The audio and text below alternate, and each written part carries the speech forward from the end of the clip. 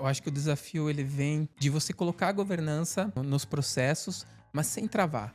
E logo de cara, eu falei, o mindset é esse, é a gente se adequar, porque a gente não tem processos assim específicos.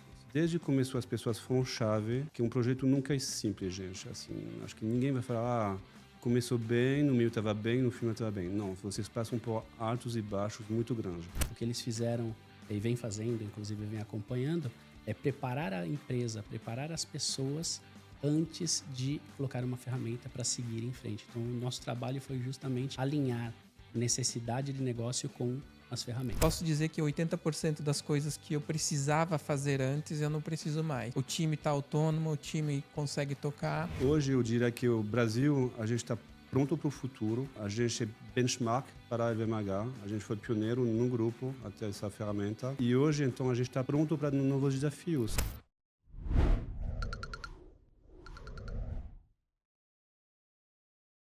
Olá, seja bem-vindo ao Delaware Podcast. Eu sou Marília Cardoso e hoje nós vamos falar como os CFOs estão usando a tecnologia para aumentar o negócio de uma empresa e a sua governança. Quem vai conversar com a gente sobre esse assunto é o Rodrigo Pizeta, ele que é CFO da Soul Smile, e o Julien de Couto, que é CFO da LVMH. Para acompanhar esse papo, a gente tem também aqui a presença do Rodrigo Mular, que é CMO na Delaware Brasil. Bom, sejam todos muito bem-vindos, é um prazer estar aqui com vocês. Eu queria conversar com você, Pizeta, para explicar para a gente um pouco esse desafio de crescer numa startup, né? Então, como é que surgiu a empresa, em que momento vocês estão agora? Bom, a Soul Smile é uma empresa de tecnologia odontológica. A empresa nasceu em 2018 e desde então a gente vem num crescimento muito acelerado. Crescemos mais de 100 vezes aí. E o desafio do crescimento para uma empresa em crescimento acelerado é como você consegue crescer e manter a governança sem travar o crescimento. Então, acho que esse é um dos grandes desafios que a gente vem vivendo lá desde então. Isso. Julien, conta um pouco para a gente a história da LVMH, essa marca super desejada no mundo todo e os seus desafios aí de governança enquanto CFO. Legal. Então, o grupo LVMH é um conglomerado de luxo, é o líder mundial de luxo. São várias marcas, tá? O grupo tem mais de 80, o que a gente chama de maison, que são marcas conhecidas como Veuve Clicquot, Moet Hennessy, Dior, Louis Vuitton. Não vou citar todas porque são muitos. Eu represento todas as marcas de cosmético aqui no Brasil. Então, desde a Dior, Guerlain, Givenchy, Kenzo, tem a Fenty da Rihanna e a Benefit. Então, são as marcas que eu represento aqui. Nós estamos no Brasil desde 98, faz mais de quase 30 anos. E o desafio nosso é assim, crescimento aqui no Brasil. Um mercado muito dinâmico. A gente cresce todo ano, double digit. E a ferramenta de TI ia ser um gargalo para a nossa operação. Então, essa mudança foi assim, uma questão de vida, basicamente, para poder passar no next step. Isso foi um nosso desafio na LVMH. E Mular, a gente tem aqui grandes exemplos na área de saúde e beleza, são duas áreas que caminham juntas. E qual foi o papel da Delaware para ajudar essas empresas a estabelecerem uma governança por meio da tecnologia? Primeiramente, a gente tinha que entender quais eram as dúvidas, os anseios, as necessidades, como eles comentaram aqui. Então, a maior dificuldade é colocar ferramenta para resolver um problema, ao invés de simplesmente colocar a ferramenta por colocar, né? A maioria das pessoas simplesmente implementam e depois seguem.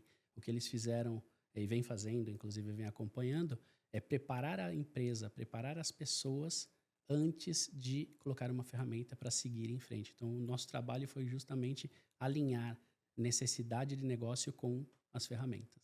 E qual foi a solução escolhida? A solução escolhida foi o SAP S/4HANA Cloud.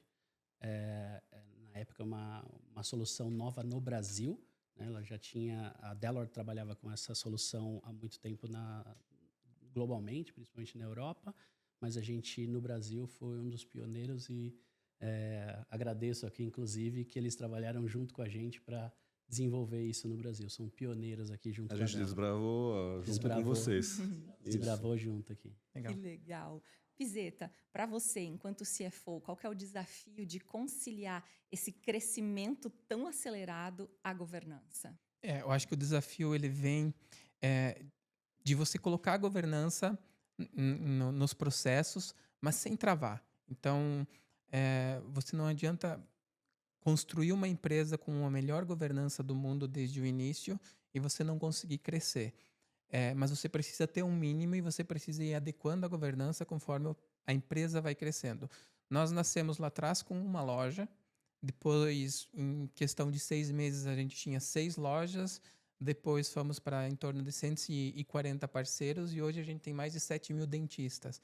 Então, processos que funcionavam lá no início, agora, ou há 2 anos atrás, já não eram mais sustentáveis. Processos que tinham governança no início, em função do crescimento, aquilo que nos dava governança já não dava mais a governança que a gente precisava. Então, a gente precisava de uma solução para se adequar ao momento da empresa e poder escalar cada vez mais. Juliane, para você, qual é a diferença em relação à Soul Smile? Porque aqui a gente tem uma startup, uma empresa que cresce num ritmo acelerado, e no seu caso, é uma marca extremamente estabelecida, global. Eu imagino que os desafios sejam bem diferentes. Então, vou até surpreender através de vocês, mas a nossa realidade ela não é muito diferente de uma startup. Atrás do nome da LVMH, você pode até pensar, nossa, então eles devem ter assim tudo que tem de bom e de melhor. Eu costumo brincar, dizer que o melhor está para os nossos clientes. Assim, são produtos por trás dessa operação. O pessoal trabalha muito, se dedica muito. A gente tem uma organização muito linear, com uns processos muito stretch, porque as pessoas... Então, a ferramenta ela vem complementar esse mindset. Você perguntou da governança, para nós, assim, é algo não negociável. Somos um grupo multinacional, a gente está na Bolsa de Valores de Paris, então, assim, tem os nossos investidores, o dono da empresa, que é o Bernard Arnault, não se negocia governança. Então, assim, um pilar. Não adianta crescer sem governança. Então, para mim, é um beabá, arroz com feijão, como a gente fala aqui. Então, o SAP ele veio fortalecer essa parte. Como eu sempre falo, eu durmo muito melhor hoje do que eu dormia antigamente. Eu confio no sistema, nos módulos, eu sei que a integração, os processos são bem, assim... Alguns falam que é mais engessado, mas para mim eu não vejo como engessado. Eu acho mais, assim, compliance. Então, isso e o beabá, hoje foi feito, e um pilar, agora o que a gente quer é crescimento. Eu gostaria de complementar um pouco a questão da governança. Eu acho que eu costumo comparar com uma cidade nova que você está fundando e você poderia fundar ela sem um sistema de saneamento que não aparece. O problema vai aparecer em algum momento e provavelmente vai aparecer num momento bem ruim. Então a governança ela é muito parecida. Talvez ela não aparece na linha de frente, mas se você não coloca ela em prática, ela vai ser um problema em algum momento. E aí corre-se o risco de o crescimento deixar de ser uma boa notícia para virar um sinal de alerta, Exatamente, né? exatamente. Os problemas ficariam piores, né, para corrigir do que tratar isso no começo. Exatamente. É isso mesmo. E Molar, como é que vocês chegaram a essa escolha pelo public? Eu acho que os dois modelos de negócio nasceram de uma necessidade que, como eu comentei, né, na conversa a gente entende claramente que eles prepararam a empresa, mesmo sabendo que tinham crescimentos, modelos diferentes, eles prepararam a empresa antes de entrar no mundo tecnológico, né? Então a empresa estava preparada e os processos muito aderentes a esta ferramenta, né? A SAP tem modelos e versões de produtos, mas esse produto cabia muito bem para as duas empresas. Um desafio para a consultoria, que era como se adaptar ao global, vamos dizer assim, às necessidades globais, relatórios e integrações, e para o outro, como convencer ou trabalhar junto com a equipe para fazer um processo ser aceito ou ser o melhor processo possível. Na verdade, as duas, eu acho que o principal ponto que a gente até vem falando muito é como as pessoas são essenciais para o negócio, né? Como eles são o diferencial entre dar certo ou não um projeto de implementação de software. Isso mesmo. E tomada a decisão pelo public, Como é que foi o processo de implementação? No caso da Soul Smile, as pessoas que iriam participar do processo, elas foram envolvidas desde a primeira reunião com o time comercial.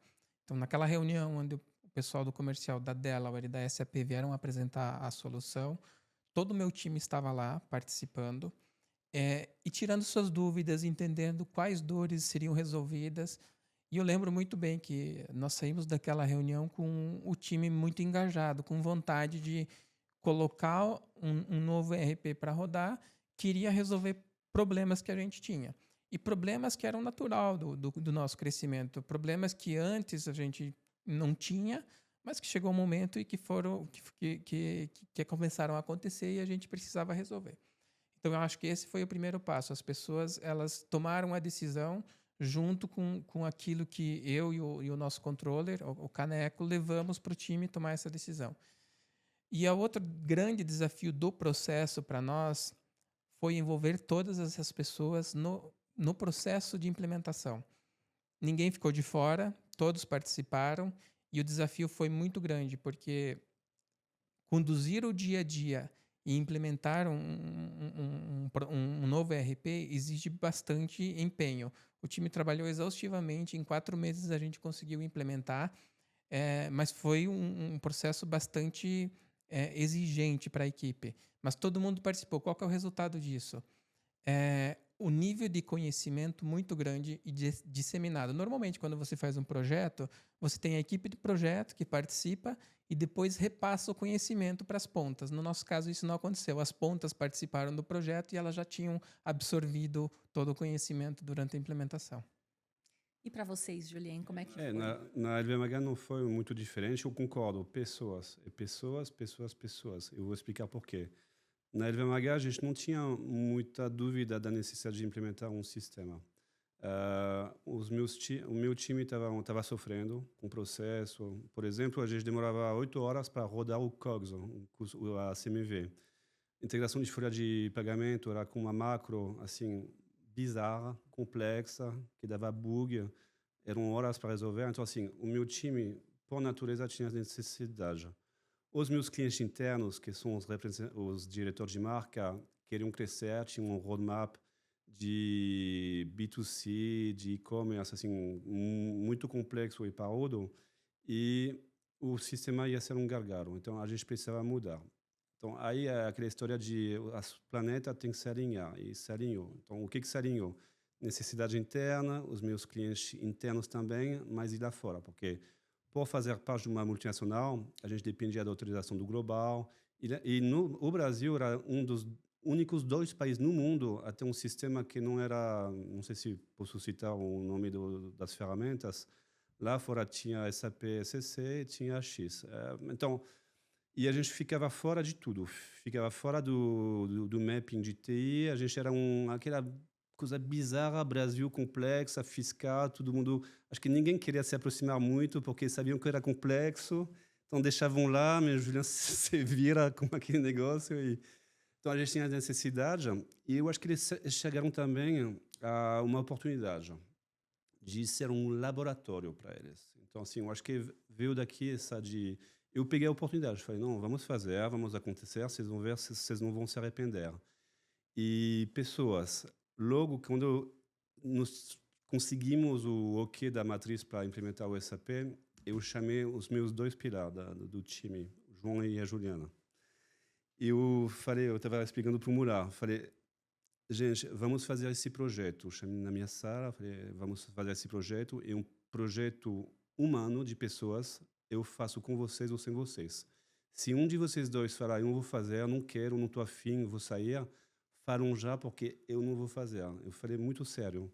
Aí os 2 falaram sim, vamos fazer. O dia seguinte, o João voltou e falou, branco. Eu falei, o que foi, João? Preciso falar com você. Aí ele falou, não, mas aconteceu um negócio, vou ter um projeto para minha vida, vou mudar, mas vou mudar o ano que vem. Eu falei, obrigado, João, pela honestidade. E falei, e aí, você faz? Eu falei, faço com você.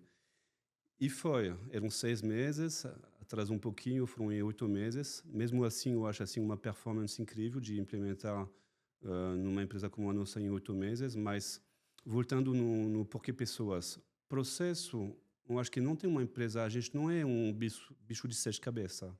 E, aliás, um recado para as pessoas. As pessoas, geralmente, se acham muito diferente. Ah, não, mas a nossa empresa é diferente, os nossos processos são especiais. Não acho que seja verdade. Muitas vezes as pessoas acham que, mas assim, no nosso caso, a gente importa, estoca e revende. Assim, eu costumo dizer que a gente não faz foguete que vai para a Lua. Se fosse até vai, mas não é. Então, eu acho que cada um tem que se olhar bem assim, honestamente, e falar assim, eu sou tão especial. Então, e uma das coisas que o Cláudio, logo de cabeça eu sabia que o Cláudio, ele é o quê? Ele existe e a gente tem que se adequar a ele, e não o contrário. Estou te falando por que isso? Porque geralmente as pessoas falam, ah, não, mas o sistema não me atende, o meu processo é assim. Então, aí eles fazem assim um monte de, em português do Brasil, gambiarra, e logo de cara eu falei, o mindset é esse, é a gente se adequar, porque a gente não tem processos assim específicos. E aí foi. Então, desde que começou as pessoas foram chave no meio do projeto, que um projeto nunca é simples, gente. Assim, acho que ninguém vai falar, começou bem, no meio estava bem, no final estava bem. Não, vocês passam por altos e baixos muito grandes. Tem dia que você fala, não é possível, vou, vou largar É tudo. com emoção. É com emoção, é sempre com emoção. Então, as pessoas, assim, têm que te acompanhar, você tem que trabalhar o mindset das pessoas e você tem que falar a verdade. Vai ser suado, mas você tem que chegar o porquê que a gente está fazendo isso. Olhar lá na frente. O porquê, dar sentido. E é porque, no final, tá, 8 meses, dá aquele alívio forte de falar, acabou. Primeiro que não acabou, tá? Também falo que esse acabou nunca acaba. Você sempre... A gente está há 2 anos e você sempre tem melhorias, tem uns probleminhas. Isso faz parte, gente. Não tem como fugir. Mas o meu time era um no começo do projeto e o outro hoje. Assim, em termos de coesão, não tem silo no meu departamento. Cada um foi muito... Eles se aproveitaram para se conhecer, fortalecer, conhecer o processo do outro. Então, para mim, como gestor, foi muito, muito poderoso esse projeto. Muito. Eu queria pegar o gancho, porque eu acho que se comunica muito com o que aconteceu na São Ismael, e a gente não conversou sobre isso, mas a questão de você estar ciente de que o projeto nunca acaba e sempre continua, isso faz parte da melhoria constante, né? A gente sempre vai ter coisas para melhorar. E para nós é isso, é o dia a dia. A gente está sempre fazendo alguma coisa nova, sempre entendendo processos que estão implementados, o que dá para fazer melhor. E outro ponto que você comentou que eu acho sensacional e foi a diretriz desde o início, nós não vamos desenvolver nada, nós vamos utilizar aquilo que a ferramenta tem. É impossível que os nossos processos sejam tão específicos que a ferramenta não vá atender. E, de fato, a gente não tem nenhum desenvolvimento, a gente tem muitas integrações, mas essa foi a diretriz. A gente quis automatizar um processo que é um pouco manual lá, mas aí eu entendo que não é um desenvolvimento, é uma solução que a gente colocou, mas os processos são 100% standards. E eu acho que isso é sensacional, porque quando você faz uma atualização de versão, a gente passa pela atualização sem sentir. Né? A atualização da versão acontece e você, sei lá, acontece no domingo, na segunda-feira você vem para trabalhar e está tudo ali rodando, nada para, né? Mas isso a gente chama de change management. No começo do projeto, me falaram, ok, você vai fazer, mas você tem assim um change management organizado? Falei, nem sei o que é change management, me explica. Aí me explicaram, falei, tá, interessante, não tá previsto não.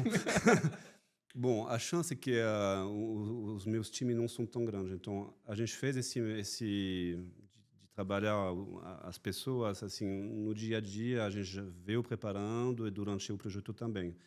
Mas é importante isso, porque você vai ver que tem pessoas que são resistentes por natureza a qualquer mudança. Bom, essas pessoas com SAP, sem SAP, eles vão ficar... Também é bom de ver quais são as pessoas, como que eles reagem. E tem gente que não vai se adequar a essa nova virada de sistema, e não é culpa de sistema, de novo, é a cultura da pessoa. Agora, o resto que está apto, assim, constantemente tem que fazer esse trabalho. No começo, está todo mundo falando, não, legal, entendemos, a gente tem que se adequar, vamos fazer acontecer.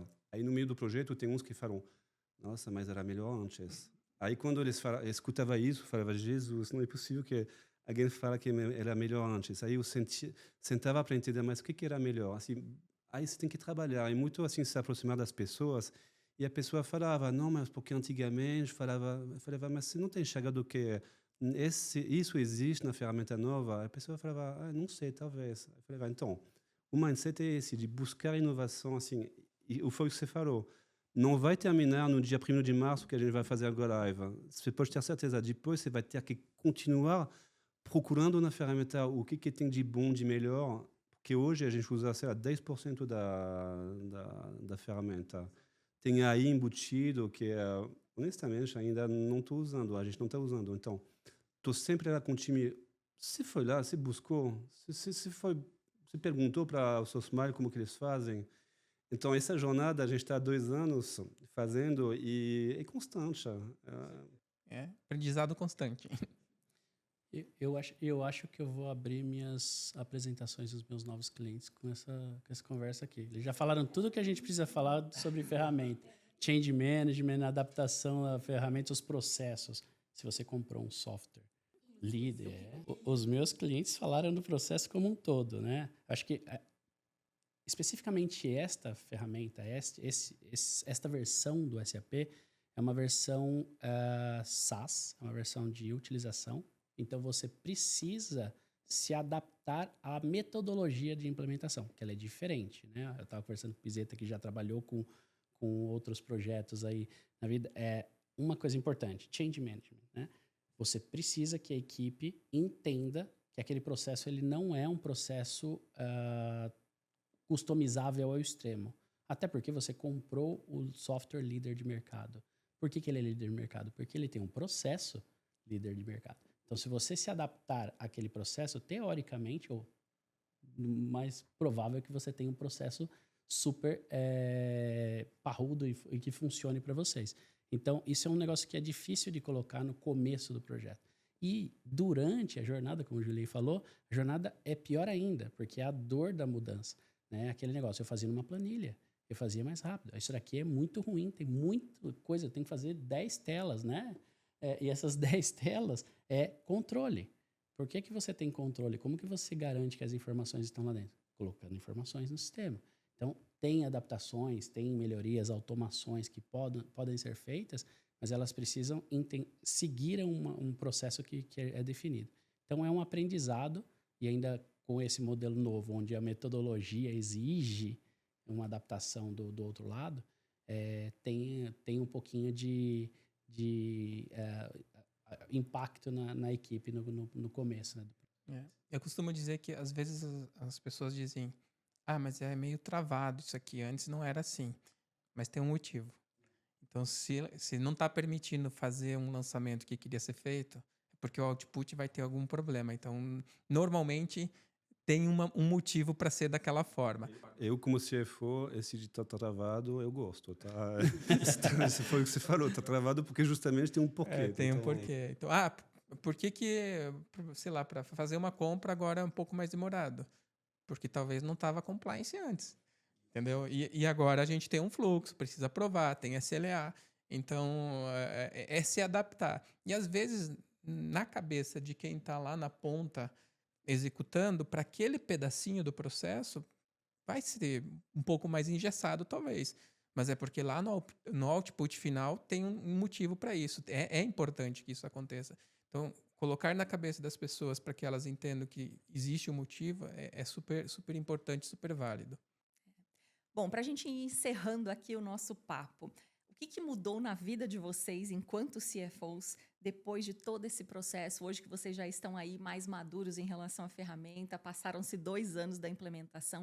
O que mudou no dia a dia, na tomada de decisão, em processo de auditoria, na governança? Então, de que forma a ferramenta impactou a vida do CFO? Tá. Eu costumo dizer o seguinte, eu sempre estive muito na trincheira, a gente fala esse termo dentro da SoulSmile. Na trincheira é você precisar planilhar, montar DRE, montar apresentação. E isso porque o ritmo de crescimento que a gente teve até um determinado momento fazia com que as pessoas não conseguiam ser autônomas para fazer sozinha. E eu posso dizer que 80% das coisas que eu precisava fazer antes, eu não preciso mais. O time está autônomo, o time consegue tocar. As pessoas se desenvolveram muito dentro da Soul Smile em termos de conhecimento e dominar o processo. Eu tenho pessoas que eram estagiários e participaram do projeto e hoje são analistas num crescimento muito acelerado e são pessoas que estão lá ajudando os outros por conta do que aprenderam e reportando para mim. E eu podendo chegar um dia antes de uma reunião de reportes que eu vou fazer para toda a liderança, receber uma apresentação, receber um reporte de resultado que eu não precisei fazer, entender e reportar no dia seguinte com segurança. A minha vida está muito melhor nesse sentido e o time está se sentindo muito mais útil. Eu acho que eles conseguiram ver a importância deles em cada pedacinho do processo. Costumo dizer que o projeto deu certo porque as pessoas se comprometeram e isso acho que abriu o caminho para todo mundo. Tornou a minha vida melhor para que eu pudesse focar mais no estratégico e na tomada de decisão. As pessoas puderam crescer e aprender. E uma coisa que eu digo, eu acho que as pessoas dentro dos processos que eu lidero se desenvolveram tanto que talvez o mercado vai acabar levando elas. Mas na minha cabeça, eu sempre tive algo muito claro.